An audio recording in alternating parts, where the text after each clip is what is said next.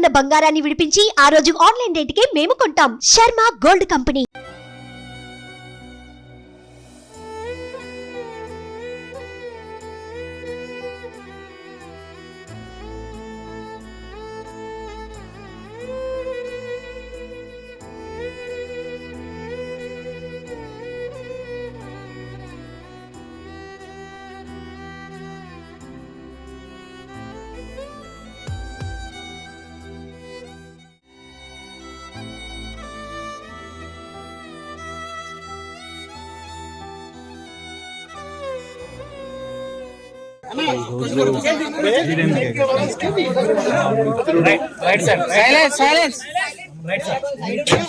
రాజేంద్ర ప్రసాద్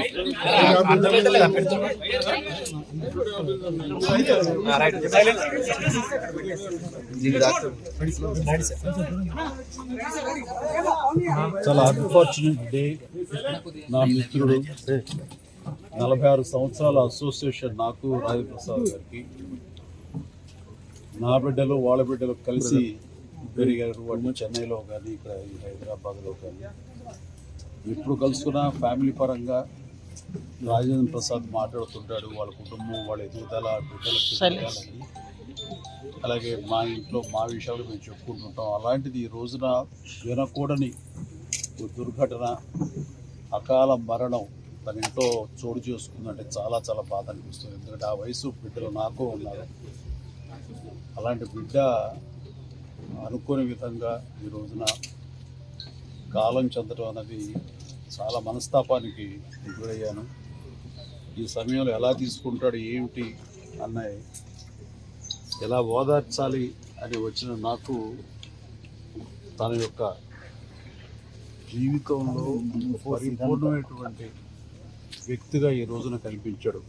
అందరు తెలిసి అందరు నవ్వించే, అందరికీ వినోదం పంచే రాజేంద్ర ప్రసాద్ ఈ రోజున తన వీట విషాదం జరిగింది. ఆ విషాదం ఎలా తీసుకుంటాడు అని అనుకుంటే తనకున్నటువంటి వ్యక్తిత్వంతో ఆ బాధను కూడా దిగమింగుకొని మళ్ళీ తప్పదు జీవితంలో మనం అన్ని చవి చూడాలి, భగవంతుడు ఎన్ని పరీక్షలా పెడతాడంటూ ఒక వేదాంతలాగా తను మాట్లాడుతుంటే మరింత బాధ అనిపించింది. అలాంటి నా మిత్రుడికి ఇలాంటి సంఘటన జరగకూడదు. ఎందుకంటే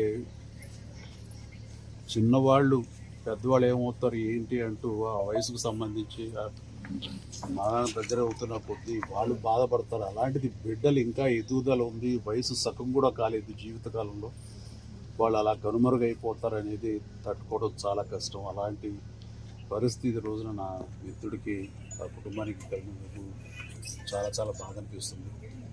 అలాంటి నా మిత్రుడు మళ్ళీ తిరిగి త్వరగా కోలుకోవాలని, ఈ విషాదం నుంచి కోలుకొని అందరికీ వినోదం పంచిపెట్టాలని, దైనందిన జీవితంలో ఎంత త్వరగా తను బయటికి రాగలిగితే, తన కుటుంబం ఈ బాధ నుంచి ఎంత త్వరగా బలం చేకూర్చు వాళ్ళు రాగలిగితే బాగుంటుందని, అలా ఉండాలని కోరుకుంటాం. భగవంతుని వాళ్ళందరికీ మనోధైర్యం ఇవ్వాలని కోరుకుంటూ, చనిపోయిన పాపకి ఆత్మ శాంతి కలగాలి. Thank you.